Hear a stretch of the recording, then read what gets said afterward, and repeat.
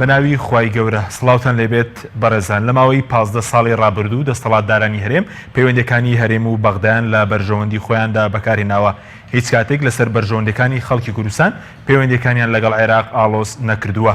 بە میواندارێک لە بەڕێزان لە ئەستۆدیۆی سەرەکی محەممەد ئەحمەد شڕۆڤەکاری سیاسی لە هەولێریشەوە مامۆستا سەلیم شوشکەی کاندیدی ژمارە 2 لە لیستی کۆمەڵ لە پارێزگای هەولێر تاوتوی ئەم پرسە دەکەین. سەرەتا راپۆرتێک دەبینین.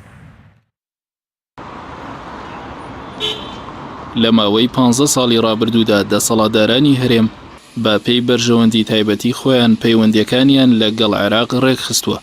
دوای بنیادنانەوەی عێراقێکی نوێ لە ساڵی 2003 پارتی و یەکێتی بە پێی بەرژەوەندیەکانی خۆیان پەیوەندیەکانیان لەگەڵ عێراق ڕێکخستووە. هیچ پرس و ڕاوێژێکیشیان بەلایەنەکانی دیکە نەکردووە. ئەوەی کراوەتە بنەما لە تێکدانی بەرژەوەندیەکان لە قۆناغێکدا و پتەوکردنەوەی پەیوەندیەکان لە قۆناغێکی دیکەدا خواست و بەرژەوەندی دەسەڵاتداران بووە و هیچ استراتیژێکی نەتەوەیی بۆ مامەڵەکردن لەگەڵ بەغداد نەبووە. لە دیارترین نمونەشدا لە ساڵی 2010 کاتێک ناکۆچی لەسەر پۆستی سەرۆکوەزیرانی عێراق هەبووە، دەسەڵاتدارانی هەرێم بۆ بەرژەوەندی خۆیان پۆستەکان لە بەرژەوەندی نووری مالیکی یەکلا کردەوە و بە پێی ڕێکەوتنامەی هەولێر بۆ جاری دووەم مالیکی پۆستی سەرۆکوەزیرانی وەرگرتەوە. ئەو کاتەی لە هەولێرەوە مالیکی کرایەوە بە سەرۆکوەزیرانی عێراق بەرپرسانی هەرێم وتیان ڕێکەوتنامەی هەولێر مێژوویە، هێندەی نەبرد. دواتر دەسەڵاتدارانی هەرێم کاتێک بەرژەوەندیە تایبەتیەکانیان دەستەبەر نەبوو، مالیکیان بە دیکتاتۆر ناوبرد. لە ساڵی 2014 دەسەڵاتدارانی هەرێم لە پێناوی پڕکردنی گیرفانی خۆیان دەستیان کرد بە فرۆشتنی نەوت بە سەربەخۆیی و ئەمە ژوای کرد بەغدا موچەی خەڵکی کوردستان ببڕێ. ئەنجامی فرۆشتنی نەوت بە سەربەخۆ بوو بە مای نەهامەتی بۆ خەڵکی کوردستان و بوو بە خێر و بێریش بۆ نەوت فرۆشان. ئەمە جگەلەوەی دەسەڵاتدارانی هەرێم پەیوەندیەکانیان لەگەڵ بەغدا لەسەر بنەمای حیزبی داناوە، ڕێگەیان بەدامەزراوە یاسایی و دەستوریەکانی هەرێم نەداوە ڕۆڵی خۆیان ببینن. لە 15 ساڵی ڕابردوودا نوێنەرانی کورد لە بەغدا و پەرلەمانی کوردستان هیچ ڕۆڵێکیان نەبووە لە ئاڕاستەکردنی پەیوەندیەکانی هەرێم و بەغدا. ئەوەی ڕۆڵی بینیوە و بڕیاری داوە هەردوو هێزە دەسەڵاتدارەکەی هەرێمن. بە حیزبکردنی پەیوەندیەکانی نێوان هەرێم و بەغدا لە ماوەی 15 ساڵی ڕابردوو زیانی زۆری لە خەڵکی کوردستان داوە و بە پێچەوانەشەوە بۆتە هۆی دەوڵەمەندبوونی دەسەڵاتداران. کاتێک دەسەڵاتداران لە پێناو بەرژەوەندی خۆیان پەیوەندیەکانیان لەگەڵ عێراق تێکدا، خەڵکی کوردستانیان تووشی قەیرانێکی سەختی دارایی کرد. بۆیە گرنگە هاوڵاتیانی کوردستان لە هەڵبژاردنی ئەم جارەی پارلەمانی عێراق سزای ئەو هێزانە بدەن کە هەمیشە لە پێناو بەرژەوەندی خۆیان هاوڵاتیانی هەرێمیان کردوتە قوربانی و ڕێگە بەوە نەدەن چیتر کۆمەڵێک بازرگانی سیاسی قۆرخی پەیوەندیەکانی هەرێم و بەغدا بکەن.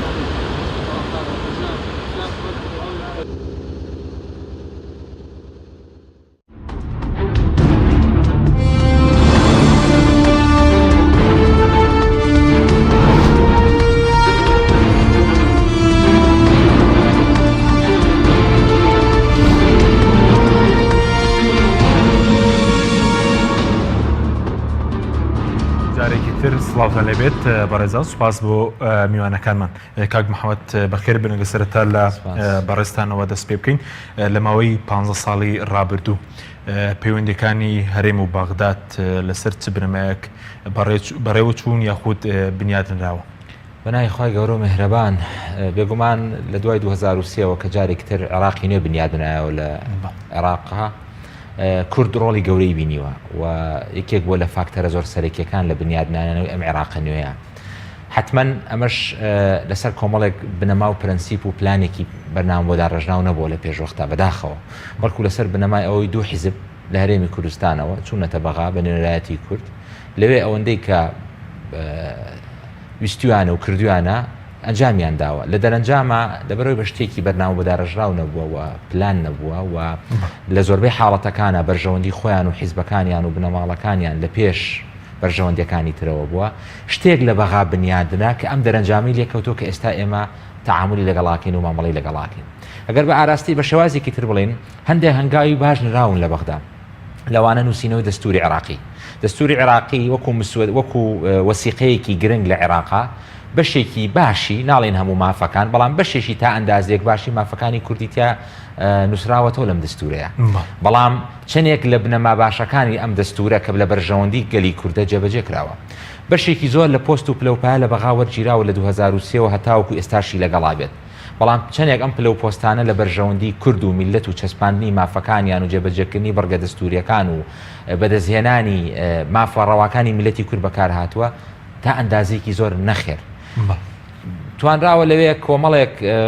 پۆستی پلە باڵا لە سەر و کۆمال لە جێگری سەرۆکی پەرلەمان لە جێگری ئەنجومەنی وەزیران و وەزیر بەڕێوەبەری گشتی بریکاری وەزیر سەفارەت بەدەیان سەفیر و قونسڵ و هەتا دوایی چەندین پلە باڵا لە ناو جێشی عێراقیە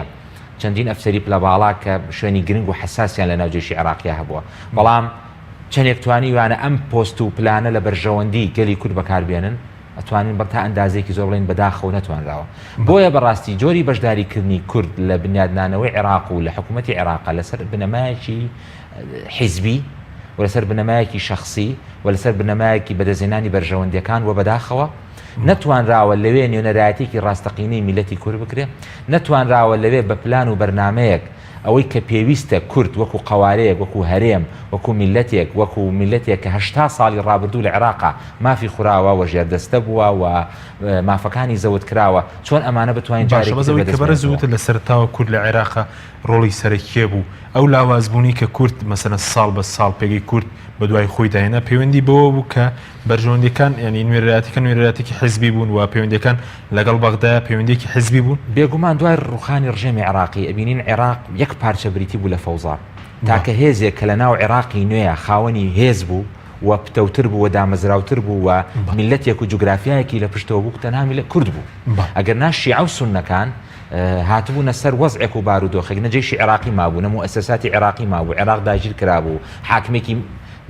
سەربازی و دواتر مەدەنی عێراقی بەڕێوە ئەبر هیچ ئەمانە بنەمای نەبابوو بەشێکی زۆری ئەو سەرکردانی کە ئێستا پلەدارن لە عێراقا هەمووی لە دەروی عێراق و هاتبوونەوە ناوە و نەبنەمای دەوڵەتداری و ئیدارەدانیان دەزانین و نەزیمامی ئوموریشان لە عێراقا بەدەست بوو بەڵکو ئەوەی کە بەهێز بوو لە بیدایەتە کورد بوو بەڵام کاتێک نەیانتوانی ئەمانە لە بەرژەوەندی کورد و بەرژەوەندە تایبەتی و شخصی و حیزبیەکان کەوتە پێش بەرژەوەندی گشتیەکانەوە بۆیە ئەبینین ئەم پلە و پۆستانە وردە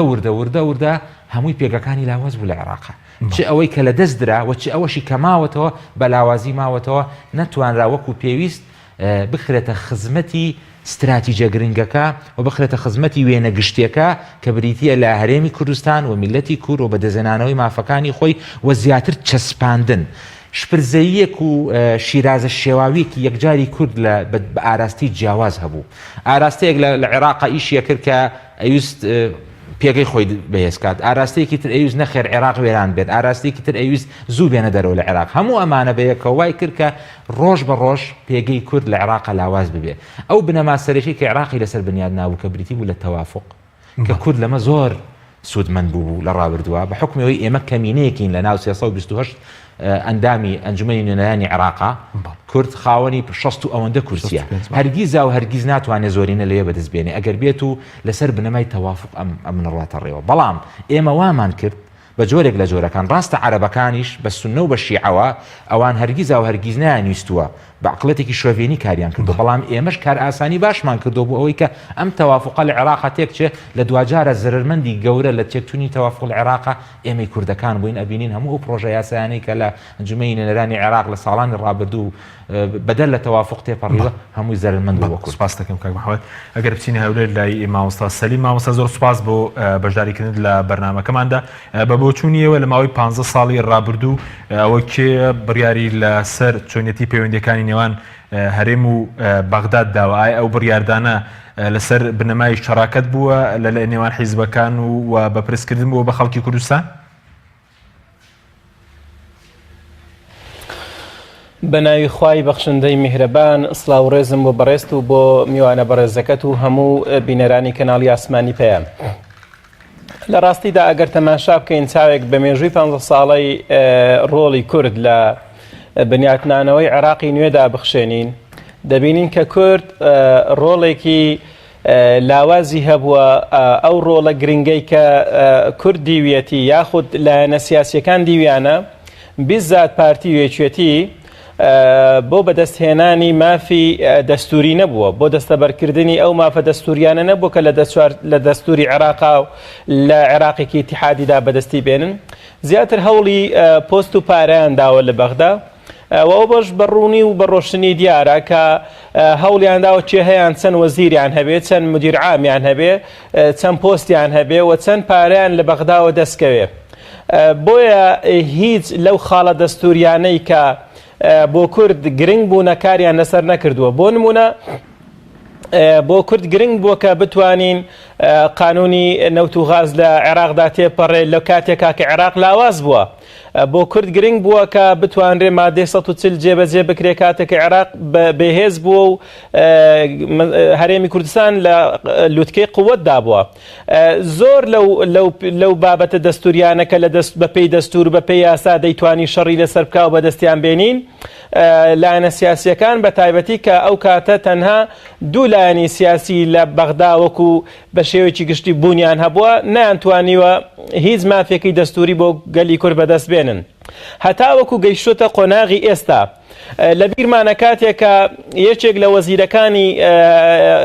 کورد دانەویست کە ئیقالە بکرێ خۆت مافی وەزیربوونی لێ بسێنرێتەوە بەهۆی گەندەڵیەوە چەند جارێک بەرپرسە گەورەکان دەهاتن بۆ بەغدا بۆ مفاوەزەتکردن لەسەرەوەی کە بمێنێتەوە بەڵام نەماندیوە بۆ موچەی هاوڵاتیان بۆ چارەسەرکردنی کێشە گەورەکان ئەوەندە بەخەم بن کەواتە ئەوەی کە دەبینین و پێمان دەڵێ ئەوانە ئەوەندە لە خەمی بوونی بەهێزکردنی پێگەی حیزبیان بوون پێگەی بەرپرسەکانیان بوون و ئەوەندەی خەمی ئارە و پارویان بووە ئەوەندە خەمەی خەڵکیان نەبووە و واقعیش دەری خستووە تاکو ئێستاش ئەوانە خۆیان هێشتۆتەوە تاوەکو چۆن بتوانن لە عێراق بەهرەمەند بن و حیزبەکانی خۆیان بەهێزکەن بۆیە دەبینین لە ئێستادا عێراق کاتێکە دێتەوە قووەت مفاوەزاتی لەگەڵ ناکە هەر بەو دەستورە هەر بەو یاسایە دەتوانێت بە یاسا هەرێمی کوردستان جارێکی دیکە لە قاڵب بداتەوە بەڵێ زۆر باشە بەڵام ئەوە بەڕێزت ینی بەچ بەڵگەیەک کە بەڕێزت دەڵی ئەوان بەس بۆ کاریان بۆ بەرژەوەندی تایبەتی خۆیان کردووە لە بەغداد ینی ئەوە دقیقەوەی کە بەڕێزت دەڵی بۆ نمونە بەرپرسێک کە گەندەڵ بووە بۆ واتونەتە بەغدا بۆی کە لەسەر گەندەڵی دەرنەکرێ بەڵگەمان زۆرە مەسەلێک لەو بەڵگانە ئەوەیە کاکە فەرمو هەموو ئەو بەرپرسە عێراقیانەی کە دیومانن لە 4 ساڵدا قسەمان لەگەڵ کردووم کاتێکە باسی تەعاان بۆ معلوماتان مادەی 140 لە خلال ئەو 4 ساڵی کە ئێمە لە بەغدا بووین پێشمەرگە لە ئەو ناوچانە بووە و ناوچانە گەڕانەوە ژێردەستی هەرێمی کوردستان ئێمە داوامان کردووە لە سەرۆکی حکومەت لەلایەنە سیاسیەکان لەوانەی کە دەسەڵاتیان هەیە لە ئێستادا حکومەتی عێراقی لاوازە هێزی پێشمەرگە لەو ناوچانە بوونی هەیە فەرموو با بتوانین بە چوارچێوەی دەستور لە ئێستادا کە هێزی پێشمەرگەی لێ و ئێمە باڵا دەستین ئەو سێ قۆناغەی بۆ گەڕانەوەی ناوچە دابڕاوەکان ئیدەرەوەی هەرێمی کوردستان بۆ ژێر باڵی هەرێمی کوردستان و حکومەتی هەرێمی کوردستان بجێڕینەوە فەرموون با ئێمە لە ئێستادا کاری لەسەر بکەین بەرپرسە گەورەکان دەیانگوت ئەو بابەتە مەوروژێنن ئێمە تازە و مادەمان بەهێز جێبەجێ کرد یعنی ئەوەندەی باسییان لە لۆجیکی هێز کردووە و لە خۆفەڕستکردن کردووە نەهاتون بەو دەستورەی کە لە کاتێکا نووسراوەتەوە جۆرێک لە تەوافقی پێوە بووە واتە ئەگەر ئێستا بێت و دەستور هەڵبووە شێنرێتەوە بنووسرێتەوە جارێکیکە هەموو ئەو بەشانەی کە بۆ هەرێمی کوردستان دیاری کراون هەموو ئەو دەسەڵاتانەی کە کوردەیە بە دەستور بیچەسپێنێ بوونی نابێ بۆ چونکە شیعە ئێستا باڵادەستە لە عێراق و سونەکان قبول ناکەن بەڵام ئەو کاتەی تەوازونی هێز هەبووە لە عێراقدا کە دەستور نووسراوەتەوە دەفەرمون بزانە یەک هەنگاوی لەو شێوەیان ناوە بۆ مادەی 140 فەرمون حتا نەوت یاسای نەوت و غازمان هەیە لە پەرلەمانی عێراق چەند ساڵ نانهێشتووە تێپەڕێ بۆ ئەگەر هاتبا و یاسای نەوت و غاز تێپەڕی بە هاوڵاتیانی هەرێمی کوردستان ئێستا بێموچە و بێمەعاش نەدەبوون بۆ بێموچە و بێمەعاش بوون ئەو بەرپرسانە بوونە نانهێشتووە یاسای نەوت و غاز تێپەڕێ تاوەکو بۆ خۆیان ئازاد بن لەوەی نەوت بفرۆشن و نەگەڕێنەوە بۆ حکومەتی ئیتیحادی و بەو شێوەیە دەبینین کە چیان بەسەر گەلی کورد هێنا و چۆن ئەو قەوارەی هەرێمی کوردستان نیوەی هەرێمی کوردستانیان لەسەردانە و نیوەکەی کەشیان شکۆشکاند حتا یاسای پێشمەرگەش بە هەمان شێوە ئامادە نەبوونە بە شەفاف پێشمەرگە بکەن بە بکەن بە سوپایەکی نیشتیمانی لە چوارچێوەی دەستوری عێراق و سوپای عێراقدا هەستاون وەکو حیزب مامەڵایان لەگەڵ کردو بۆی دائیمەن هێزی پێشمەرگە لە بنباڵی دوو حیزبی دەسەڵاتدار بێ تا بۆ خۆیان چۆنیان پێخۆش بێ ئەوە ئاراستەیان کەن کاتێک کە شەڕ بوو موچەیان بدەنێ بەڵام کە شەڕ نەبوو ئەوە بەو شێوەیە شکۆیان بشکێن و لە ماڵەوە دایان بنێن و ئاوڕیان لێ نەدەنەوە بۆیە هەموو ئەو بابەتانە کە نیشتیمانین و ڕەهەندی نیشتیمانیان هەیە ئەو لایەنە سیاسیانە نانویستوە جێبەجێ بکرێت. بەڵێ سوپاس دەکەم مامۆستا کاک محەممەد هاورە لە سەرەوەی کە دەسەڵاتدارانی هەرێم بۆ نمونە هەر کاتێک بەرژۆندیان هەبوو بێت لەگەڵ بەغدا پەیوەندەکانیان بەهێز کردووە هەر کاتێک بەرژۆندەکانیان نەما پەیوەندەکانیان ئاڵۆز کردووە بێگومان 100% بۆچوونە دقیقا چونکە ئەوەی کە لە 15 ساڵی ڕابردوو گوزەراوە هەموو ئەوانە حاشا هەڵنەگرن و بۆمان پشتڕاستەکەنەوە ئێمە نازانین بۆ هەندێک جار لە هەندێک مرحلەی تاریخی ئەم 15 ساڵی ڕابردووە ئێمە پەیوەندێکی زۆر بەهێز و پتەومان لەگەڵ بەغا هەبووە لە چرکە ساتێکی شەبەبێ ئەوەی هیچ شتێک بوو بێ ئێمە پەیوەندەکانمان پچڕاندووە لەلایەک ئێمە چەندین ساڵ بوجەمان لە عێراق وەرگرتووە ساڵانە ملیاراتی دۆلار لە نەوتی پارێزگاکانی عێراق کە ئەفرۆشراوە هاتە هەرێمی کوردستان و ئەو گەشا بەو نیوە ناچڵەش کە لە هەرێمی کوردستانە نیوەی ئەدزرا و بەشێکی سەرف ئەکرا گوزەرانێکی باش و تا ئەندازەیەک خەڵک لە وەزع و معیشەتێکی باشا بووە بەڵام لە پڕ لە چرکە ساتێکا بەناوی ئابووری سەربەخۆ و نەوت فرۆشتنی سەربەخۆ ئەم عیلاقاتان لەگەڵ بەغا ئەپشڕێنی ئەو ئاڵۆزبوونی کە بە تایبەتی لەسەر مەسەلەی نەوت ڕوویدا لەسەر بەرژەوەندی دەسەڵاتدارمیان خەڵک بوو لەسەر بەرژەوەندی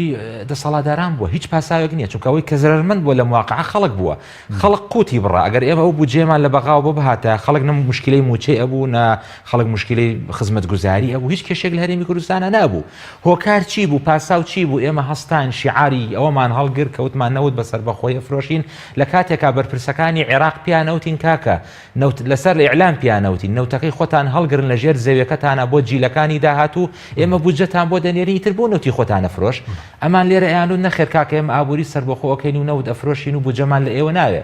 نەتیجە و دەرەنجامی ئابووری سەربەخۆ ئەم واقعەیە کە ئێستا 3 ساڵ هەرێمی کوردستان تیا ئەگوزارێت خەڵک لە چ بارودۆخێکی نەهەموارەیە لەبەر ئەوە بنەمای بنیادنانی پەیوەندەکان لەگەڵ بەغایە چ بگەیاندنی بەلووتکە و چ گەیاندنی بە ژێرزەوی هیچ بنەمایەکی نەبووە جگە لە بەرژەوەندی شخصی و هەندێک جار مەساڵحی ئابوووریەکانیان بووە هەندێک جاری ویز بووە سەرکردەیەکی ئەم وڵاتە لە پڕ حەزی بە کەسێک لە بەغا نەکردووە هەموو پەیوەندەکانی نێوان هەرێم و بەغای ئاڵۆز کردووە لە حاڵەتێکیشە حەزی لێی کردووە فەرشی سووری لە فڕۆکەخانە بۆ داخستۆ پێشوازی لە کردووە کەواتە جۆری بنیادنانی پەیوەندەکانی ئێمە لەسەر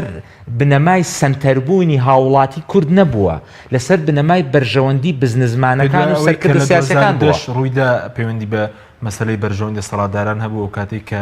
مالیکی بۆ نمونە کێشە بوو بێتەوە بە سەرۆک وەزیران لە هەولێرەوە کرایە بە سەرۆک وەزیران و کاتە وترام ڕێکەوتنامە هەولێر ڕێکەوتنامەیەکی مێژوویە هەر دواتری ژانی مالیکی لەلایەن دەسەڵاتدارانەوە بە دیکتاتۆر سفکرا بەڵێ طبعاً 4 ساڵی مالیکی کە حکمی کرد لە عێراقا نە مادەی 140 جێبەجێ کرد نە ئەو مادە دەستوریانی کە تایبەت بوون لە پێشمەرگە جێبەجێ کرد بەڵام ئێمە لە 2010 هاتین لە هەولێر لەسەر تەبەقێکی جوان جارێکی تر وەی ویلایەتمان بۆ مالیکی درێژ کردەوە دوای ساڵ و نوێکی پێ نەچوتمان کاکە ئەم مالیکیە بە کەڵک نادەبێت لی بسەنینەوە کورد لەوێ بوو بە دوو ئاراستە مجموعەیەک لێرە وترا کاکە با ئەبێ مالیکی لا برێ مجموعەیەکیش لە هەر کورد با مالیکی بمێنێتەوە دوجار مالیکی لابرا بەڕێز عەبادی هێنرایە سەر حوکم وتمان کاکەم عەبادیە باشە بەس لە دەرەنجامە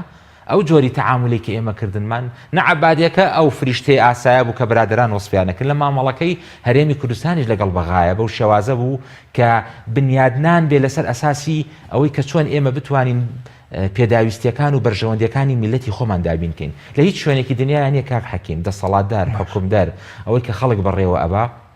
هەموو غەمی نەبێ لەوەی میلەتەکەی چۆن ئەژی چۆن نانەخوا چۆن پێداویستەکانی دابینەکات لە هەموو دنیای سەرکردەکان و حیزبە سیاسیەکان و ئەوانەی کە دەوڵەت بەڕێوە ئەبن هەموو غەمێکیان بریتە لەوەی کە چۆن بتوان قوتی هاوڵاتیەکانی خۆیان دابینکەن بەڵام ئەوەی کە لە هەرێمی کوردستانە ئەگوزارێ بەداخەوە پێچەوانەکەیەتی ئەوەی کە مشکلە نیە میلەت تۆ بمرە تحملکە ڕوبع موچە 3 مانگ جارێ وەربگرە خانەنشین تۆ وەری مەگرە خزمەتگوزاری بوەستە بەناخی زەویا بڕۆ لەبەرەوەی وەڵام من شعارێک و بانگەشەیەکم هەڵگرتووە شتی وای لە هیچ معادلەیەکان نیە بە تایبەتی لە دنیای سەردەمی مۆدرنی ئێستایە بۆیە بەڕاستی ئەم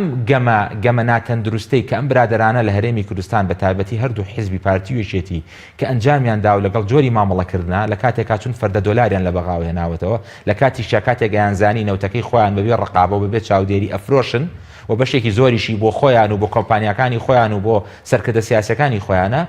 بەغان قەتع کرد ئیتر لەولاوە دوجار میلەت برسی دەبێ معاشی نابێ معاناتی بێ کێشەی ئەبێ ئەم واقعانە هەمواریان کە ئێستا بەسەر هەرێمی کوردستانە بارودۆخێکیان بەسەر هەرێمی کوردستانە ئێستا هێناوە بە بۆچوونی من لە ڕووی ئابووریەوە زۆر خراپترە لە ساڵی 92-93 کە لە هەرێمی کوردستانە گرانی ئێستا کە لە ئەنجامی فرۆشتین نەوتواتە بەڵێ بێگومان ئێستا ئێمە نەوتیشمان فرۆش توانیشمان ئابووری سەربەخۆ بە هەرێمی کوردستان لە دوجارە ئێستا ئێمە گەڕاوینەتەوە بۆ نەک بۆ خاڵی سفر بۆ خاڵی ناقص چونکە لە 2012 و 13 بە ئێمان دەوت کاکە یا نەوتەکەی خۆتان دەرمەهێنن ئێمە بودجەتان دەدەینێ یا کە دەری ئەهێنن وەرن لە ڕێگەی سۆمۆ بیفرۆشن باشەکەچیم کە دۆخەکە بە ئێستاگەش بەڕێز دەڵێ و پارەی کە لە بەغداوەدات بەشی خەڵکی دەکرد بەشی دزیشی دەکرد بۆ چوونی بەڕێزت ئەی بۆ ینی پەنابەوە برا لە پێناو دەستکەوتی زیاتر بوون بەشێکی لە پێناوی دەستکەوتی ئابووریا لە بەرەوەی ئەم برادرانە کاتێک کە ئەم نەوتە بەسەر بەخۆی خۆیان ئەیفرۆشن بەبێ ڕقابی ناوخۆیی دەرەکی حتمما پارێکی باشتر تاوان دیاراوان لە حساباتە زیرەکترن کە زەرب و تەقسیمیان کردووە پارێکی باشتریان داهات دەزەکەوەگەوەی کە لە بەغا ئەیان بن ئەمە بەشێکی ئەمەیە بەشێکی تریش بەڕاستی توانم بڵم کەڵکەڵە و حەزی نەفسی هەندێک لەو سەرکردانن کە لە هەرێمی کوردستانە هەیە ویان پێخۆشەکار جارێ بە ئاراستێک تەعاملکەن لەگەڵ واقعی کە هەیە لە عێراقەکەم مامۆستاکە بگەڕین و لای بەڕێزت لە 15 ساڵی ڕابردوودا ینی پێ دوای هیچ کاتێک نەبووە بۆ نمونە دەسەڵاتداران لەسەر مادەی 140 لەسەر موچە لەسەر پێشمەرگە مەسەرەن لەسەر خاک پەیوەندیەکانیان لەگەڵ عێراق و دەسەڵاتدارانی عێراق ئاڵۆز بکەن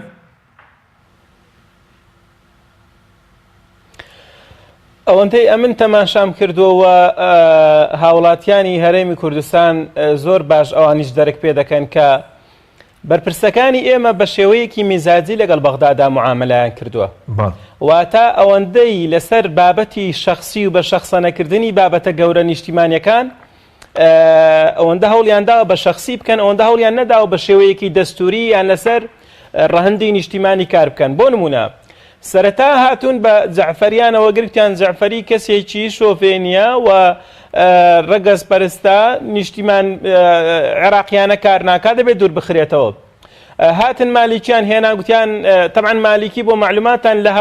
لە بەغدا نەیتوانی حکوومەتەکە تەشکیلکە هێنان لە هەولێر بۆیان تەشکیل کرد کاتێک کە حکوومەتەکەیان بۆ دروست کرد و باوەشیان پێدا کرد و دەعوەت و دەعوەتکاریان لە بەیندا هەبوو لە پاشان کە دیتمان دیسان لەگەڵ ئەوانی شتێکیاندا گوتیان مالیکی کەسێکی شۆفێنیە و واوە ئەویشیان دوورخستەوە ئەوجار هاتن عەبادیان هێنا دیسان ئەوجار کەوتنەوەی کە لە عەبادیش بخوێنن هەتاکو ئێستاش باش شتێ نەگەیشتون ئەوەندە باز لە شەخسەکان دەکەن عەبادی و مالیکی و جەعفەری و فڵانوە نان باز لەوەی بکەن ئێمە دەستوورێکمان هەیە ئێمە لە چوارچێوەی عێراقێکی ئیتیحادی داین و پێویستە پرسەکانمان بە دەستوورێک لای بکەینەوە و پێویستە کە چوینە بەغدا پرۆژەی نیشتیمانیمان هەبێ ئێمە 4 ساڵ لە بەغدا بووین بەڵام جارێک بەرپرسان نەهاتن ئەوانەی کە بە سەرۆکی هەرێم و حکومەتی هەرێم و ئەوانەی کە دەسەڵاتیان هەیە لە وڵاتە بڵێن فەرمون ئەوە مەشروعێک دەبێت لە ماوەی ئەو 4 ساڵەدا ئێوە کاری لەسەر بکەن جێبەجێ بکەن ئێمەش لە پشتان دەبین چووکن پەرلەمان لە کاتێکا بە زۆرینە دەتوانێت مەشروع و پرۆژەکان تێپەڕێنێ پێویستی بە پاڵپشتێکی سیاسی هەیە تاوەکو بتوانین بە تەوافق ئێمە مەشروع و پرۆژەکانمان تەقدیم کەین بەداخەوە یەک جاریش ئامادە نەبوون لەگەڵ ئێمە دانیشن هەموو جارێکە هاتوونە بەغدا لە بەغدا کۆبوونەوەیان کردووە یەک ئەندام پەرلەمانیشیان نەدیوە بەڵکو سەرۆکی حکوومەت هاتووە لێ تەنها فراکسیۆنی پارتی دیوەکو ئەوی تەنها سەرۆکی پارتی بێت بۆیە نەیانتوانیوە بە شێوەیەک وەکو کورد وەکو مەشروعێکی نیشتیمانی گەورە بێن لەوێ کار بکەن هەر بۆی ڕۆڵی کورد لاواز بووە ئەو جارش کە خیلالی ئەو 4 ساڵی کە ئێمە لێ بووین هەموو ئەو کێشانەی کە لە هەرێمی کوردستاندا بوونیان هەبوو لە هەموو ئەو ئالۆزیانەی کە لە هەرێمی کوردستان بوونیان هەبوو لە داخستنی پەرلەمان و لە ئیفلیسکردنی حکوومەت و لە بێمەعاشکردن و بێموچەکردنی خەڵک لەو هەموو فشارەی کە بۆ سەر لایەنە سیاسیەکانی دش بە خۆیان یاخود معارض بەرهەڵسکار دروستیان دەکرد دەهاتن دەیانگوت لە بەغداش فەرموون با ئێستا ئێمە لێرە برابین یعنی تۆ لە وڵاتی خۆم دەرم کەی لە دەرەوە داوای برایەتیم لێ بکەیت نەیانتوانی بە شێوەیەکی جوان ناوماڵی کورد ڕێخەن تاوەکو بتوانین لەو 4 ساڵەی کە کورد دەسەڵاتی هەیە کورد لەسەر هەموو ڕەهەندەکان لەسەر هەموو سەعیدی نێودەوڵەتی و داخلی و لە هەمووانەوەکو دەوڵەت تەعاملی لەگەڵ دەکرا بۆ نمونە کاتێککە دەچوونە وڵات بە هەمان شێوە چۆن پێشوازی لە عەبادی دەکرا لە بەرپرسەکانی ئێمەش دەکرا سەرکردەی زۆربەی وڵاتەکان داهات نێرە عیلاقاتێکی باش دروست بوو ئەو کات ئێمە داوامان کرد فەرمونون با ئێستا ئێمە لە لوتکەی قووەتین با ئێمە بتوانین ئێستا ئەو بابەتانە بێنینە ناو پەرلەمان و تێیان پەڕێنین بەس بەداخەوە کەس گوێی لێ نەگرتین وتیان ئێمە جارێکیکە ناگەڕێنەوە بۆ بەغدا ئێمە شتێک نەمان بە ناوی بەغدا عێراق حتا ئاسمانیشی یەک نییە نە ئەرزیەکە نە ئاسمانیەکە شتێک نەما بە ناوی بەغدا بەس دیتمان کاتێککە ئەوانە نەیانتوانی بە عەقڵێکی کراوە و لەو فەزا سیاسی کە لە دنیادا هەیە خوێندنەوەیکی تەندروست بۆ ئایندەی خۆیان و خەڵکیان و بۆ عێراقیش بکەن دیتمانن جارێکی دیکە ئێستا بە زەلیلی دانەوێ بچنەوە بەغدا بە شکۆشکایی بچنەوە بەغدا نازانن چ دروشمێک بەرزکەنەوە ئەگەر دیقەت بدەیت چووکە نەیانتوانیوە وەکو کەسێکی یاساناس کەسێکی پرۆفیشناڵ کەسێکی سیاسی کەسێکی کاراکتەر لە کوردستان نەیانتوانێت لەگە بەغدا معاملە بکەن ئێستاش هیچ دروشمێکیان نییە بۆیە لە ئێستادا پێویستە هەموو هاوڵاتیان باش دەرێک بەوە بکەن ئەوانە ناتوانن خەونەکانی ئەوان بێنەدی ئەوانە ناتوانن لەگەڵ بەغدا بگەنەیەک ئەوانە ئەوەندە بەرژەوەندی حیزبی لە پێش بەرژەوەندی لە پێش هەموو بەرژەوەندەکان دادەنێن پێویستە هاوڵاتیان لە 12/5 بەڕاستی تۆڵەی خۆیان بکەنەوە و نوێنەری ڕاستەقینە بنێرناوێ کە ئەوانەی لە خەم خاک و خەڵکی هەرێمی کوردستاندان بەڵێ سوپاس دەکەین کاک محەممەد سەبارەت بە ئەوەی کە پێدوێت تەنها دوو هێز بووە کە بڕیاریان داوە لە پەیوەندەکانی نێوان هەرێمی بەغدا لە نەکانی تریچ ڕۆڵێکیان نەبووە لەم بڕیاردانە ڕۆڵەکە ئەگەر هەش بوو زۆر لاواز بووە بەداخەوە چۆن ئەوان لە هەرێمی کوردستانە احتیکاری هەموو دەسەڵات و سوڵتەیەکیان کردووە بە ناوی زۆرینەوە حتمما لە بەغا مامەڵەکان زۆر لەوە خراپتریش کردووە تەنانەت کاتێک کە مفاوەزاتەکرا لەگەڵ بەغایە فەرزیانە کرد بەسەر مالیکی و ئەمسالی مالیکی لەوە کە حکوومەتی تەشکیلە کرد کە لەگەڵ غێری ئێمە نابێت تعاملکە ئێمە بایکۆتی حکوومەتەکەی تۆکەین و لەوێ هەموو ئەو پۆستانی کە ئەهەمیەت و گرنگی هەبوو هەمی بەدەست ئەوانەوە بووە ئێمە وەکو کۆمەڵی ئیسلامی هیچ پۆستێکمان نەبووە وەزیرێکی هەرێممان هەبووە ساڵێکی نەخاند و تەصفیەکراوە وەزیری دەوڵەتمان هەبوو بوورە لەبەڕێوەبەرێکی گشتی نە سەفیرێ نە قۆنسڵێ نە بریکارێ یەک کەسی مۆزەفێکی کۆمەڵی ئیسلامی لە بەغا نەبووە ئەوەی کە هەبووە لە بەغایە تەنها یەکێتی و پارتی بوو وەلا یەزال هەر ئەوان وجودیان هەیە لە بەغایە خۆ خەڵک ئەمە دنیایەک ئێستا وەکیل وەزیر و بەڕێوەبەری گشتی و پلەدا لە ناو یەکە سەربازەکانی عێراقا و دەیان سەفیر و قۆنسڵ و کورد لە بەغایە لەسەر لیستی یەشێتی و پارتی تا ئێستا خەڵک ناشیان ناسی هەر نەشی بینی هەر ناوەکانیشان نازانێت بوون هەمیشە لەگەڵ بەغدایە کە پەیوەندیان بەسوە داوای شەراکەتیان کردووە لە بەغداد نیمە پێچوانیە لەگەڵ کوردستانە بۆن بۆ خۆیان داوای شەراکەتیان لە بەغداد کردووە بەڵام لە داوای تەوافقی جا لە بەڵام لە کوردستان شەراکەتیان جێبەجێکردن و تەوافقیش بەتەکید دایمەن ئەم برادرانە بە شێوازێکی زۆر با بڵێن دووفاقی مامەڵیان لەگەڵ واقعەکانە کردو لە شوێنێک کە بەرژۆندی خۆیان هەبوو بێ وەزانی بێتیان لەوێ کەمینن وەکو بەغا داوای شەراکەت و داوای تەوافق و داوای حیسەی قەومی و نەتەوەیە کردووەکو میلەتی کورد بەڵام لە ناوخۆی خۆمانە بارودۆخەکە ئەزانین هەموو شتەکان بەزۆرینە هەموو شتەکان بەدەر لە تەوافق چەندین بڕیاری مەسیری لەم وڵاتەیە بەدەر لە ویست و ئیرادەی لایەنە سیاسیەکان تەنانەت هەندێک جار بەدەر لە ویست و ئیرادەی پەرلەمانی کوردستانیش کە وەکو مەرجعێکی گەورەی تەشریعی و یاسادانان لە وڵاتە پێویستە بۆی بگەڕێتەوە ئەوان ئەنجامیان داوە دوجاریان بە نمونە ئەو ڕیفراندۆمە سەقەتەی کە ئەنجامیاندا لە هەرێمی کوردستانە خۆ ئەوەنە تەوافقی قومی لەسەر بوو نە لە پەرلەمانی کوردستان و پرۆژە یاسایی بۆ کرا هەرگە لە کۆمەکەیەکیان کرد و مەجلیسێکیان دروست کرد بە ناوی ئەنجومەنی باڵای ڕیفراندۆمە و بڕیارێکیان سەپان کە دەرەنجامەکە ئەم واقعی لە هەرێمی کوردستانە هێنا لەبەر ئەوە ئەم مامەڵەی ئەم برادرانە بەم شێوازە بەم عەقڵێتە بەم نەفەسە کێشەکە ئێمە کاک حەکیم لەگەڵ ئەم برادرانە کێشێکی بنیێویە ئەم عەقڵێتە ئەم تەسەوڕەی کە ئەم سەرکردە سیاسیە بەشێکی زۆری ئەم سەرکردە سیاسیانە نازانم ئەگەر پیان بڵێم سەرکردەی سیاسی چونکە بەشێکیان سەرکردەی سیاسیش نینتر واقعێک هێناوی و ئەمڕۆکردوونی بە شۆخای ئەم خەڵکە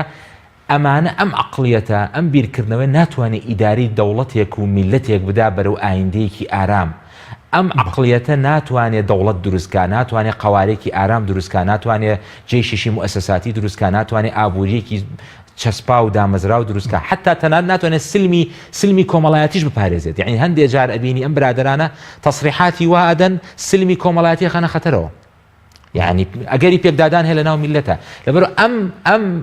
نەمەتە لە بیرکردنەوەی ئەم برادرانە بەڕاستی بە بۆچوونی من پێم وایە ناتوانێت ئیداری مؤسسەیەک وا لە کوردستانە بەڵێ بینەرانی بەڕێز ناوبڕێکمان هەیە و دەگەڕێنەوە وڵاتان لەگەڵمان بمێنەوە. تۆپ ئارت تاکە بریکاری تۆڕی میدیایی کۆمەڵ بۆ دروستکردن و بڵاوکردنەوەی ڕیکلام. تۆپ ئارت. کۆمپانیای ئەتڵەس لاسیل باوکاری ژووری بازرگانی و پیشەسازی سلێمانی لە 1/5 تا 11/5 2018 گەورەترین بازار لە فیستیڤاڵی بەهار ڕێک دەخا بە نرخێکی هەرزانتر لە بازار خزمەت باوڵاتیان دەکا. لە فیستیڤاڵی بەهار پێداویستەکانی ڕۆژانت بە بڕی 25,000 50,000 100,000 دینار بکڕە و شانسی بەشداریکردنت لە تیرروپشکی وەرگرتنەوەی نیوەی نرخ زیاتر بکە. فیستیڤاڵی بەهار بەهارێک لە هەرزانی. گروپی کۆمپانیەکانی نوێکار بۆ جوانکاری بیناسازی. گروپی کۆمپانیەکانی نوێکار لە وەرزێکی نوێی کارکردنیدا هەڵدەستێت بە داشکاندنێکی بەرچاو بۆ سەرجەم مەوادی جوانکاری بیناسازی و پێداویستیەکانی. هەمیشە تۆکمەی و جوانی و خێرایی لە پێشینەی کارەکانیەتی و سەرجەم کارەکانی کۆمپانیای نوێکار زەمانی 10 ساڵی لەگەڵدایە. لە سەرجەم پارێزگاکانی هەرێم کار دەکەین و گواستنەوە و بەستن بێ بەرامبەرە. لە ئەزمموی کارەکانمان هەمیشە تۆکمەی و جوانیمان دڵنیاکەرەوە بۆ کڕیارانمان. ناونیشان کەلار شەقامی سەرەکی لیوا بازار بەرامبەر مزگەوتی تەقوا. گروپی کۆمپانیەکانی نوێکار. کۆمپانیای دنیا دیکۆر بۆ هەموو کاریکەی دیزاین و دیکۆرات. کۆمپانیەکەمان ئامادەیە بۆ کاری دیزاین و نۆژەنکردنەوە و جێبەجێکردنی ڕووکاری دەرەوە و ناوەی بینا و پرۆژەکانتان با سوودوەرگرتن لە باشترین ستافی جێبەجێکار و با سەرپەرشتی ئەندازیاری شارەزا با بەکارهێنانی مەوادی سمنتبۆرد، ئەسترۆپۆل، سەقفی مەغریبی، کاغەزی دیوار، تەختەی ئەرزی، سرێتیواڵ و چەندین دیکۆری تر. لە ئێستادا دەتوانن زەویەکانتان ڕادستی ئێمە بکەن با کەمترین کات و بە باشترین کوالیتی کارەکانتان جێبەجێ دەکەین. ناونیشان سلێمانی شەقامی مەلیک مەحموود بەرامبەر پارکی مەلیک مەحموود. کۆمپانیای دنیا دیکۆر بۆ هەموو کارێکی دیزاین و دیکۆرات. کۆمیلی نیشانی بەرزی کوالیتی و ڕەسەنایەتی لە بەرهەمهێنان. بەرهەمەکانی کۆمیلی شامپۆی قژی کۆمیلی بە پێکاتە تایبەتەکەی هۆکارە بۆ بژانەوە و بریقەدارکردن و بەهێزکردنی ڕێگەکانی قژ. جۆرەکانی شامپۆی قژ بۆ قژی ئاسایی و چەور و وشک و دژە کڕێش و قژی بخۆرکە بۆ یەکراو. جۆرەکانی کلینەکسی تەڕی کۆمیلی بۆ بەکارهێنانی ڕۆژانە، پاکەرەوەی لەش، پاکەرەوەی ماکیاژ کە توانایەکی بەهێزی هەیە لە لابردنی ماکیاژ و مادەی وەتەرپروفی ناو ماکیاژ بەبێ جێهێشتنی هیچ موادێکی زەیتی. شامپۆی خۆشتن و دەستشتنی کۆمیلی پێست بۆن خۆش و نەرمەکە. کرێمی دەست و دەموچاوی کۆمیلی لە 100% زەیتی زەیتونی سروشتی تیا بەکاراتوە. پێستە وشک و زبرەکانی دەست و قاچ نەرم و زیندووە کاتەوە. زۆرینەی بەرهەمەکانی کۆمیلی لە 100% زەیتی زەیتونی سروشتی تیا بەکاراتوە. گۆڵدن ئای بریکاری سەرەکی بەرهەمەکانی کۆمیلی. فانسینێت خێراترین هێڵی ئینتەرنێت بە داوڵۆندی بێسنوور ئێستا لە خزمەت کڕیاراندایە. فانسینێت جۆرەها کارتی پڕکردنەوەی بۆ ئامادە کردوون کە سەرجەمیان داونلۆندیان بێ سنوورە بۆ ماڵ و شوێنە گشتیەکان. کارتی 9,000 دیناری بۆ ماوەی 1 هەفتە، کارتی 7,000 دیناری بۆ ماوەی 15 ڕۆژ، کارتی 30,000 دیناری بۆ ماوەی مانگێک، کارتی 40,000 دیناری بۆ ماوەی مانگێک و بە خێرایی زیاتر کە تایبەتە بە یاری ئۆنلاین. هێڵی فانسینێت لە ڕێگەی ئامێرێکی تایبەت کە لە سەرباندا دەنرێت وەردەگیرێت و لە ڕێگەی گەێنەرێک بۆ ئامێری بڵاوکردنەوە لە ناو ماڵەکەت یان شوێنی کارەکەت کاری پێدەکرێت. ژمارەی تەلەفۆن 0770 224 75 74 یان 0750 194 36 37. فانسینێت.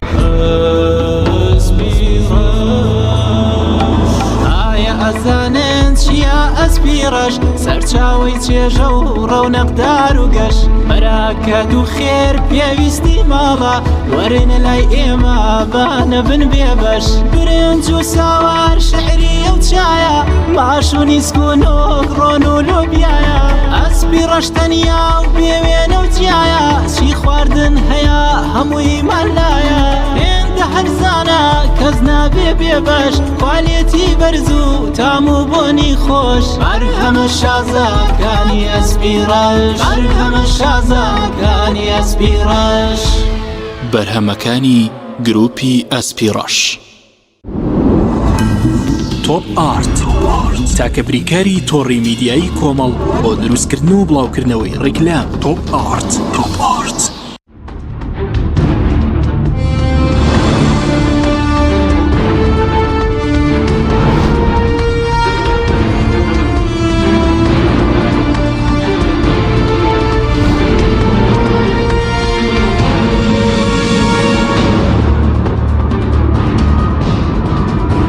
جارێکی تر سڵاوتان لێبێت بەڕێزان مامۆستا ئەگەر بگەڕێمەوە لای بەڕێز پێشتر بەڕێز درەخنت لەوە بوو کە لە ماوەی 15 ساڵی ڕابردووە پەیوەندیەکانی هەرێم و بەغدا لە سەربنەمای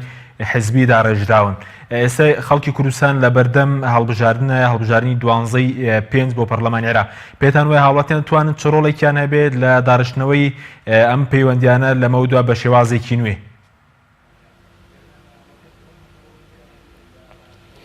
ئەگەر تەماشاکەین لە خلالی 15 ساڵی ڕابردوودا سەرۆکی کۆمار هی کورد بووە، جێگری سەرۆکی ئەنجومەنی وەزیران هی کورد بووە، وەزیری خارجی، وەزیری دارایی و سپاسالاری عێراق، دەیان مدیر عام، دەیان پۆستی هەستیاری گەوریان هەبووە لە عێراقا. من پێم هاوڵاتان تەنها و پرسیارە لە خۆیان بکەن ئایا کام دەستکەوت هەبوو ئەوانە توانی بیان بەدەستی بێت؟ بڵێن زۆر زار پرسیار دەکەن ئایا ئێوە چیتان کردووە؟ ئێمە پرسیار دەکەین وەکو خۆمان ئەوەی لە توانەماندا هەبێ و جێبەسمەمان لە پەرلەمانی عێراقا دیارە، بەڵام ئەوانەی کە لە بەغدادا بوون و ئەوم پۆستە هەستیاران هەبوو بەس باگەلی کورد ئەو پرسیارە لە خۆی بکە ئەرێکوا بەرهەمەکانی ئەوان، کوا دەستکەوتەکانی ئەوان، کام دەستکەوتی نیشتیمانیان هەبووە. بۆیە بە قەناعەتی من هاوڵاتیان گەیشتونە ئەو قەناعەتە کە ئەو دەسەڵاتدارە شکست خواردوانەی کە ئێمەیان بەم ڕۆگەیاند و نیوەی خاچی هەرێمی کوردستانیان لەدەستداین و نیوەکەی کەیان شکۆشکاند و حاڵی پێشمەرگیان بەم ڕۆگەیاند و موچەی موچەخۆران و فەرمانبەرانیان ئاوا لێ کرد و نازانم معنی چی ماوە بەسەر ئەو میلەتەی نەهێنن. ئایا کاتی ئەوەی نەکە هاوڵاتیانیش تۆڵەی خۆیان بکەنەوە دان سزای گەلە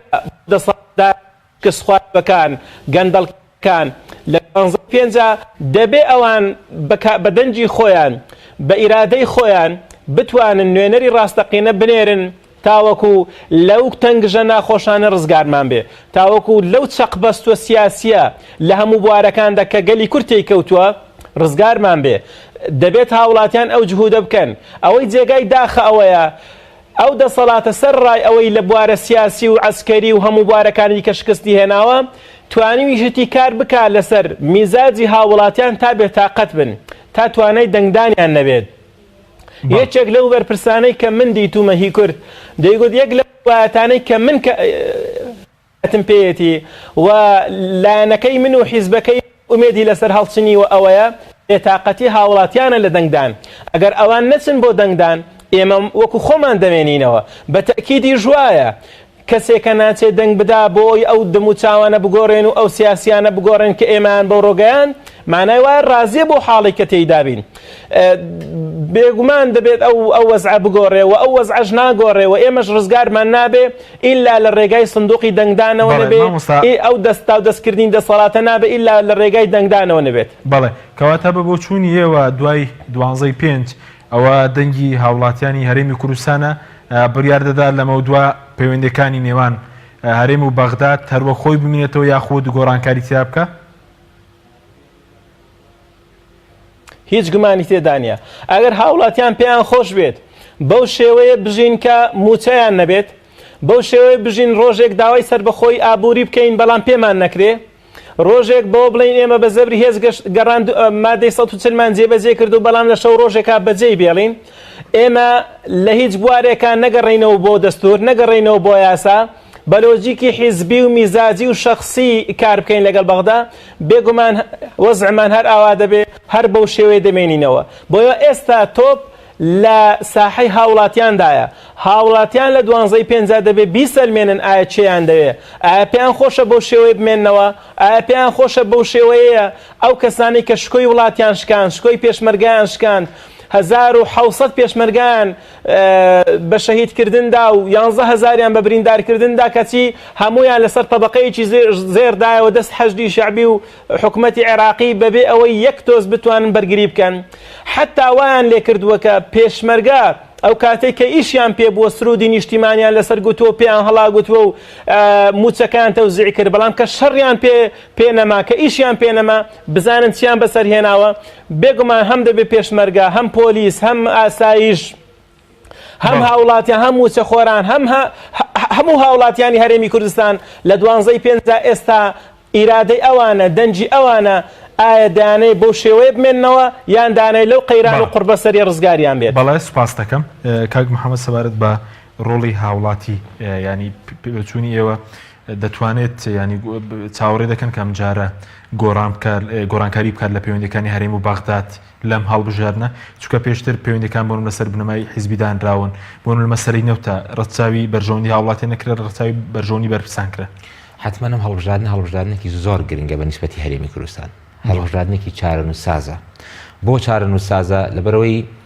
ئەم هەڵبژاردنە خۆی بۆ خۆی بناغەیەکی گرنگە بۆ هەڵبژاردننی دوای ئەوە کە هەڵبژاردننی پەرلەمانی کوردستانە. ئەمە خاڵی یەکەم. خاڵی دووهەم ئەم هەڵبژاردنە گرنگە ئێمە لە دوای ئەوەی کە شەڕی داعش تەواو بۆ شکستی ڕفراندۆم هاتۆ و پەیوەندی نوتی ئابووری سەر بەڵێ شکستی داعش و ڕفراندۆم و تێکچوونی ئاڵۆزی و دروستبوونی ئاڵۆزیکی زۆر لە نیوان ئێمە و پەیوەندەکانمان لەگەڵ بەغایە ئەمە یەکەم هەڵبژاردنە ئێمە دوای ئەو بارودۆخەی هێنین. دوای ئەو قەیرانە دارایی کە 3 ساڵ و ئەوەندەیە بەرەوکی هەرێمی کوردستان گرتو ئەم برادرانە بەسەر ئەم میلەتایە ناهێناوە ئەمە یەکەم هەڵبژاردنە ئێمە ئەنجامی ئەدەین. هەموو ئەمانە بەیەکەوە ئەومان پێ ئەڵێن کەم هەڵبژاردنە یەکجار گرنگە بە نیسبەتی هەرێمی کوردستانەوە چونکە ئەم جارە ئێمە هەلێکی زێڕینی گرنگ هاتوۆتە بەردەستی هاونیشتیمانیانی هەرێمی کوردستان کە لێوەتە بتوانن نەخشەی سیاسی لە هەرێمی کوردستانە بگۆڕن. ئەمە خاڵە گرنگەکە ئێمە وەرچەرخانە گرنگەکەیە. ئەگەر نەخشەی سیاسی لە هەرێمی کوردستانە نەگۆڕێ ئێمە جارێکی تر ئەگەڕێینەوە بۆ ئەو ئەزموونە شکست خواردووی کە 27 ساڵ ئەم برادرانە بنیادی ئەنێن و 50 ساڵیشە لەگەڵ عێراقا ئەم دەرەنجامەی لێ هاتوۆتە کایەوە. ئەگەر میلەت بەڕاستی ئەم 27 ساڵە لە شکستی ئەمان و حکومڕانیەتی ئەمان و هەموو ئەو نەهامەتیانی بەسەر میلەتەکەمانیانە هێناوە قبوڵیانە فەرمون با دەنگیان پێ بدەنەوە. بەڵام ئەگەر ئەیانەیە بەڕاستی نەخشەکە بگۆڕن بە شێوازێکی تر چونکە زۆر مهمە ئەم جارە ئەم هەڵبژاردنە چاوێکی یەکجار گەورەی عێراقی و ئیقلیمی و دەولی لەسەرە. بۆچی؟ بۆ ئەوی بزانن دوای ئەم بارودۆخی کە بەسەر هەرێمی کوردستانە هاتووە ئایا هاوڵاتیانی هەرێمی کوردستان هەمان ئەم دوو حیزبی ڕابردووان ئەوێتەوە یان نەخێر ئەم جارە باڵانسەکە ئەگۆڕێ بە شێوازەکە. عێراق وەرێمەتی و دڵشت چاوەڕی گۆڕانکاری لە خەڵکی عێراق زۆر چاوەڕوان لە حکوومەتی فیدراالی عێراقی چاوەڕوانە بارودۆخەکە لە هەرێمی کوردستان بگۆڕێ بۆیش تەعاملێکی تر لەگەڵ هەرێمی کوردستانە بکە. وڵاتانی ئیقلیمی زۆر بە هەستیاری چاودێری بارودۆخەکە ئەەکەم زانم معادلەی هەرێمی کوردستان چی لێ بۆی مامەڵی لەگەڵا بکەن.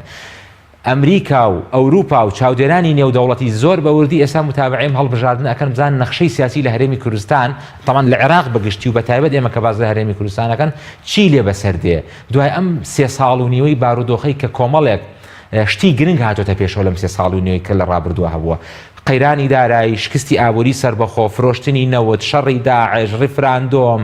داخستنی پەرلەمان هەموو ئەمانە کە کۆمەڵێک وێزگەی گرنگ بووە لە واقعی هەرێمی کوردستان هاتوۆتە کایەوە هەموو ئەوان چاودێری ئەوەکەن بزان خەڵکی هەرێمی کوردستان ئەم بارودۆخەی کە لە ڕابردووە هەیەی قبوڵێتی یاخود نەخێر وێنەیەکی تازەی ئەوێ بە واقعەکە هەبێت. بۆیە من بە گرنگیەوە ئەڵێم برادرانی دەسەڵات و یەکێتی و پارتی زۆر بە جدی ئیش لەسەر ئەو ئەکەن کە ئەرزشێک بۆ ئەم هەڵبژاردنە نەهێڵن بەشداریکە وەکو پێویست نەبێ ئەوە بڵاوەکەنەوە کە بەڕاستی دەنگدان و هەڵبژاردن هیچ لە واقع و بارودۆخەکە ناگۆڕێ هەر ئێمە هەین ئەمانە بۆیەوە ئەکەن بۆی خەڵکی هەرێمی کوردستان بەڕاستی ڕەشبینتری کەن لە هەڵبژاردن و نەچێ دەنگ بدا و ئەم واقع بەم شێوازی ئێستا بمێنێت. بەڵام چ کاتێک مەسەلەن پەیوەندی هەرێم و بەغداد لە خزمەتی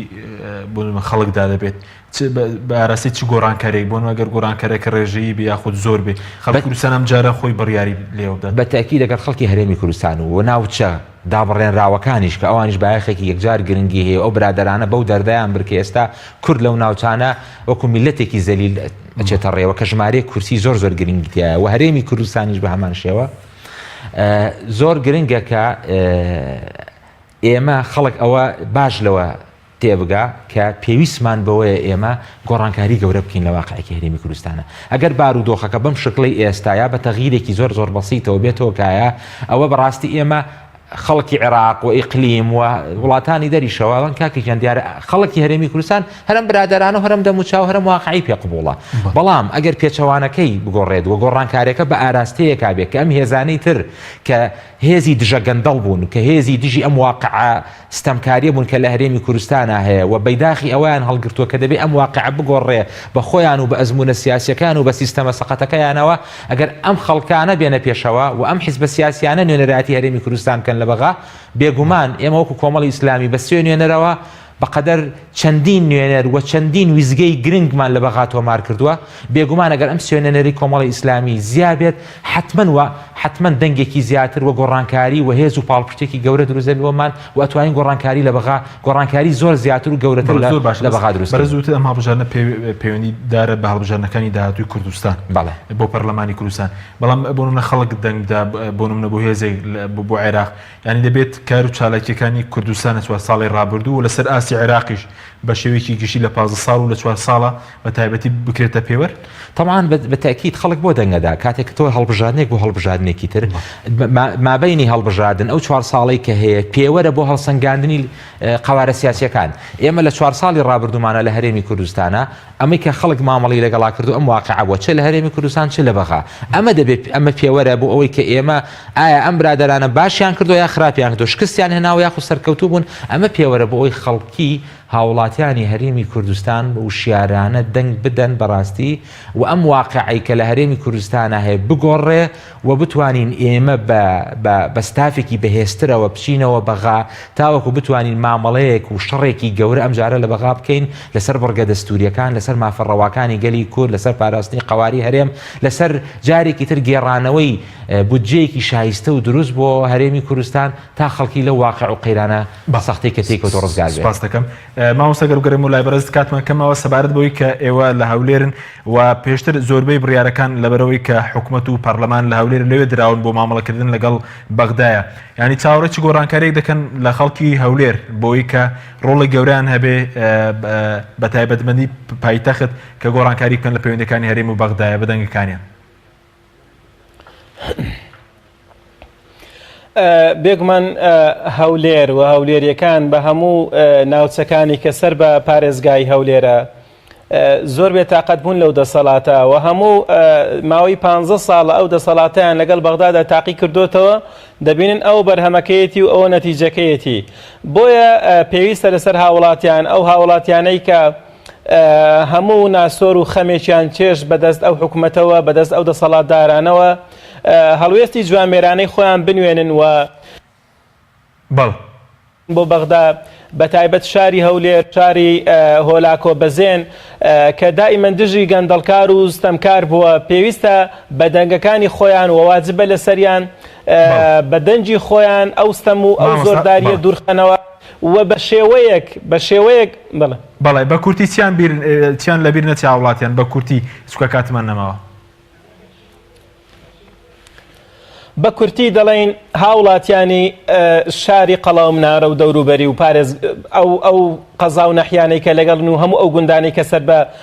پارێزگای هەولێرن لەبیر ئەتەی کە شپۆی هەرێمی کوردستانی شکاند و نیوەی خاچی کوردستانی لەدەستداین لەبیرتان نەچێ هەزاران گەنج و دەیان گەنج لە بەحری ئیجە داخنکان لە نەتیجەی دەسەڵاتی شکست خواردووی هەرێمی کوردستان لەبیرتان نەچێ دەیان زار هاتنە سەر شەقام لە پێناو موچەکانتان و ئەو جار ئاوریان لێ نەدانەوە لەبیرتان نەچێت دایان کەس لە زیندانەکاندا دەناڵێنن تاکو ئێستا قازی و حاکمەکانیش بەرلایان دەکەن بەڵام ئەوان تا ئێستا هەر ئازادیان ناکەن لەبیرتان نەچێ ئەو دەسەڵاتەی کەوا بە شێوەیەک پێشمەرگەی بەکارهێناوە کە لە خزمەتی حیزبدا بێ و نەتوانێت فیشەکێک بۆ خاکی کوردستان بتەقێنێ و ئەو کاتێک کە ئیشیان پێ معاشی بدەنەوە ئەو کاتێک کە ئیشیان پێینە ئیهمالیان بکەن لەبیریان نەچێت کە ئەو وەزع و ناخۆشی و قوربەسەریان بەسەر هەرێمی کوردستاندا هێناوە دەبێ هاوڵاتیان باش بزانن و ئەو ڕۆژەی بێن نەبەرچاوی خۆیان کاتێک کە چوونە سەر سندوقی دەنگدان هەموو ئەو هەڵوێستە و هەموو ئەو ئەعمال و کردەوانەی ئەو لاەنە سیاسیان نەبێن نەبەرچاوی خۆیان ئەو کاتی دەنگدەن بۆەوەی بە دەنگەکەیان بتوانن شانازی دنیا و ئاخرەت و ئەو دنیا نەبێت ئەو دەنگدانە نەبێت تەمەینەتی بۆ خۆیان و بۆ قیامەتیان بۆ ژیانیان لە دنیا پێشی قیامەتیان بە ئومێدی ئەوەی هاوڵاتیان لە 12ی پێنجدا بتوانن نوێنەری ڕاستەقینە بنێرن و گۆڕانکاری بکەن و ئەو دەم و چاوە سواوانە دوورخەنەوە لە دەسەڵات. بەڵێ زۆر سوپاس بۆ بەڕێزان مامۆستا سەلیم شوشکەی کاندیدی ژمارە 2 لیستی کۆمەڵی ئیسلامی لە پارێزگای هەولێر هەروەها محەممەد ئەحمەد شڕۆڤەکاری سیاسی سوپاس بۆ بینێرانی بەڕێز سوپاس بۆ هاوکارانم تا بەرنامەیەکی تر خواتان لەگەڵ.